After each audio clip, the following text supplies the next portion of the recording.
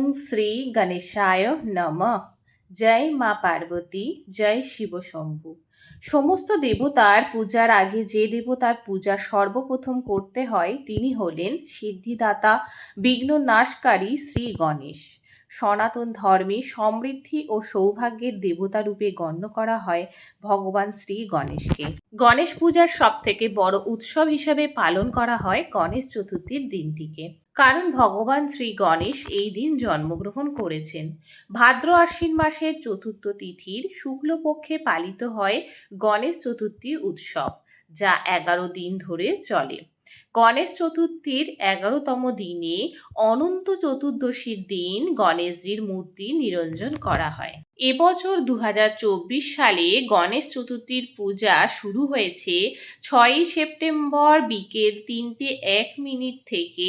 চতুর্থী শেষ হবে 7ই সেপ্টেম্বর বিকেল 5:37। নমস্কার বন্ধুরা, আমি কুহেলি রাম চ্যানেলের আরেকটি নতুন পর্বে আপনাদের সবাইকে জানাই অনেক অনেক স্বাগত। আশা করছি আপনারা সকলে ভালো আছেন, সুস্থ আছেন। আমার যে সকল বন্ধুরা চ্যানেলটি ভিজিট করছেন তাদের কাছে আমার একান্তই অনুরোধ, আমার চ্যানেলটি প্লিজ সাবস্ক্রাইব করে পাশে থাকা নোটিফিকেশান অল করে দেবেন। তাহলে আমি যখনই কোনো নতুন ভিডিও দেব সর্বপ্রথম নোটিফিকেশান আপনাদের কাছে পৌঁছে যাবে। আজকের পর্বে আমি আলোচনা করব বাড়িতে অতি সহজ সরলভাবে কিভাবে গণেশ পূজা পালন করা হয়। পূজা বিধি মন্ত্র সহ সমস্ত কিছুই থাকবে আজকের পর্বে। এছাড়াও আজ গণেশ চতুর্থীর দিন অবশ্যই গণেশ চতুর্থীর ব্রত কথা শ্রবণ করা উচিত। যে সকল ব্যক্তিরা গণেশ চতুর্থীর উপবাস করছেন তারা অবশ্যই গণেশ চতুর্থীর ব্রত কথা আজকের দিনে একবার হলেও শ্রবণ করবেন, না হলে পূজা অসম্পূর্ণ থেকে যায়। তার সঙ্গে আলোচনা করব গণেশ চতুর্থীর দিন মানে আজকের দিনে কোন কোন খাবার ভুল করেও মুখে তুলবেন না, খাওয়া উচিত না। তাহলে শুরু করি আজকের পর্ব। সকালবেলা স্নান সেরে পরিষ্কার বস্ত্র পরে ঠাকুর ঘরে গিয়ে ঠাকুরের আসন লাল কাপড়ে সাজিয়ে নিতে হবে। তারপর হাতের তালুতে গঙ্গা জল নিয়ে 3 বার নমো বিষ্ণু নমো বিষ্ণু নমো বিষ্ণু বলে মাথায় ও মুখে জল দিয়ে আচমন করে নিতে হবে। তারপর জল ফেলে হাত জোড় করে এই মন্ত্রটি পাঠ করতে হবে। নমঃ অপবিত্র বা সর্ববস্থাং গত পিবা যৎসরেত পুণ্ডরীকাক্ষং সবাহ্যাভ্যন্তর শুচি। এরপর গণেশজির লাল কাপড়ের আসনে ফুল ছড়িয়ে তাতে সামান্য আতপ চাল ছড়িয়ে দিতে হবে যেখানে গণেশজিকে বসানো হবে। তারপর ঘিয়ের প্রদীপ জ্বালিয়ে নিতে হবে। যে কোনো পূজার দিন ঘিয়ের প্রদীপ জ্বালানো অত্যন্ত শুভ। তারপর ধূপ জ্বালিয়ে নিতে হবে। তারপর একটি পাত্রে লাল চন্দন লাগিয়ে ধূপবাগাস তার উপর দিয়ে গণেশজিকে বসিয়ে দিতে হবে। তারপর পঞ্চামৃত তৈরি করে নিতে হবে। দুধ, দই, ঘি, মধু এবং শর্করা মিশিয়ে একটি ঘটিতে পঞ্চামৃত বানিয়ে নিয়ে তার মধ্যে ধূপবাগাস ফেলে গণেশজির স্নানাভিষেক করাতে হবে। যদি মাটির মূর্তি হয় তাহলে জলের ছিটা দিয়ে স্নানাভিষেক করিয়ে নিতে হবে। তারপর গঙ্গা জলের মধ্যে গোলাপ জল ও লাল চন্দন মিশিয়ে পরিষ্কার জল নিয়ে স্নানাভিষেক করাতে হবে। স্নানাভিষেক করানোর সময় ওং গণ গণেশায় নমঃ এই মন্ত্রটি 3 বার পাঠ করতে হবে। এরপর পরিষ্কার কাপড় দিয়ে ভালো করে মুছিয়ে পূজার আসনে বসাতে হবে গণেশজিকে। তারপর ওই পঞ্চামৃত জলটি যেটি দিয়ে আপনি গণেশজির স্নানাভিষেক করিয়েছিলেন সেই জলটি বাড়ির সদস্যদের মাথায় ছিটিয়ে দিতে হবে। বাকি জলটুকু পরিষ্কার জায়গায় ঢেলে দিতে হবে। তারপর গণেশজিকে লাল চন্দন কপালে দিতে হবে এবং সিঁদুরের তিলক লাগিয়ে দিতে হবে। সিঁদুরের তিলকের ওপর অল্প একটু আতপ চাল দিতে হবে আর অল্প একটু আতপ চাল গণেশজির ওপর অর্পণ করতে হবে। তারপর গণেশজির পূজার দিন গণেশজির 2 স্ত্রীকে পাশে প্রতিষ্ঠিত করতে হবে। গণেশজির 2 পাশে 2টি পান পাতায় সিঁদুরের ফোঁটা দিয়ে তাতে আতপ চাল দিতে হবে। তার মধ্যে একটা হলুদের গাঁট, 1 টাকার কয়েন এবং একটি সুপুরি সিঁদুরের ফোঁটা লাগিয়ে তার উপর রাখতে হবে এবং ফুল দিতে হবে ও বস্ত্র হিসেবে মৌলি সুতো অর্পণ করতে হবে। তারপর গণেশজির ওপর গাঁদা ফুলের মালা বা জবা ফুলের মালা অর্পণ করতে পারেন এবং নতুন বস্ত্র হিসেবে গণেশজিকে মৌরি সুতো অর্পণ করতে হবে।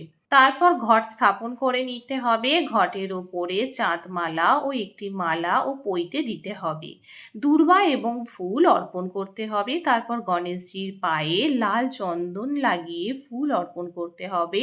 তারপর ২১টি দুর্বাঘাসের মালা বা ২১টি দুর্বাঘাস অর্পণ করতে হবে। দুই পাশে এবং মাথার ওপরে দুর্বাঘাস দিতে হবে এবং ফুল ও দুর্বাঘাস অর্পণ করতে হবে। যখন ফুল ও দুর্বাঘাস গণেশজির পায়ে অর্পণ করবেন তখন ওম গণ গণেশায় নমঃ এই মন্ত্রটি পাঠ করতে হবে। তারপর মঙ্গল সামগ্রী অর্পণ করতে হবে। একটি পান পাতায় হলুদের গাঁট ও ১ টাকার কয়েন ও সুপুরি ও ফুল ও লবঙ্গ ৩টি এবং ৩টি এলাচ দিতে হবে। সব কিছুর ওপরে অবশ্যই সিঁদুরের ফোঁটা লাগাতে হবে। এরপর হাতে ফুল, বেলপাতা, ধূপ নিয়ে পুষ্পাঞ্জলি দিতে হবে। এসো সচন্দন পুষ্পবিল্ল পত্রাঞ্জলি পত্রাঞ্জলি নমো গণেশায় নমঃ এই মন্ত্রটি পাঠ করে পুষ্পাঞ্জলি দিতে হবে ৩ বার। এরপর গণেশজির ভোগে লাড্ডু, মোদক এবং ৫ রকম বা ৭ রকম বা ৩ রকমের আস্ত ফল ভোগ হিসাবে নিবেদন করতে হবে। গণেশ পূজায় ৩টি জিনিস ছাড়া কিন্তু পূজা একদম অসম্পূর্ণ। এই ৩টি জিনিস হলো দুব্বা ঘাস, লাল চন্দন ও ভোগ হিসেবে লাড্ডু বা মোদক। এই ৩টি জিনিস ছাড়া কিন্তু গণেশ পুজো অসম্পূর্ণ। এরপর একটি গ্লাসে জল দেব, তারপর পঞ্চপ্রদীপ জ্বালিয়ে আরতি করে পূজা সম্পন্ন করব। যে সকল ব্যক্তি গণেশ চতুর্থীর উপবাস করে থাকেন এই দিন অবশ্যই গণেশ চতুর্থীর ব্রতকথা শ্রবণ করা উচিত, নাহলে ব্রত অসম্পূর্ণ থেকে যায়। যে কোনো ব্যক্তি গণেশ চতুর্থীর উপবাস পালন করতে পারেন। জীবনে সুখ সমৃদ্ধি নিয়ে আসে এই গণেশ চতুর্থীর পূজা বলে মনে করা হয়। এবার শুনে নেব গণেশ চতুর্থীর ব্রতকথা। একবার মা পার্বতী নদীতে স্নান করতে গিয়েছিলেন। পার্বতী মাতা তার দেহের শুকনো উপটন দিয়ে একটি মূর্তি বানিয়ে তাতে প্রাণ দিয়েছিলেন। তার নাম রাখা হয়েছিল গণেশ। পার্বতী মাতা তাকে একটি মগ নিয়ে দরজায় বসতে বললেন এবং বললেন, আমি যখন স্নান করছি তখন কাউকে ভিতরে ঢুকতে দেবে না। এরপর দেবাদিদেব মহাদেব শিব এলে গণেশ তাকে দরজায় থামিয়ে দেন। দেবাদিদেব মহাদেব অনেক বুঝিয়ে বলেন, কিন্তু গণেশজি রাজি হননি। এটাকে নিজের অপমান মনে করে শিব তার উপর ক্রুদ্ধ হলেন এবং ত্রিশূল দিয়ে তার মাথা শরীর থেকে আলাদা করে ভিতরে চলে গেলেন। মাতা পার্বতী যখন জানতে পারলেন যে শিব গণেশের শিরচ্ছেদ করেছেন তখন তিনি খুব রেগে গেলেন। দেবী পার্বতী গণেশজির শিরচ্ছেদ হয়ে যাওয়ার কারণে খুব দুঃখ পেয়েছিলেন এবং তিনি খাবার ও জল ত্যাগ করেছিলেন। পার্বতীর অসন্তুষ্টি দূর করতে শিব গণেশজির শরীরে হাতির মাথা রেখে জীবন দেন। এই ঘটনাটি ঘটেছিল ভাদ্রপদ মাসের শুক্লপক্ষের চতুর্থীতে।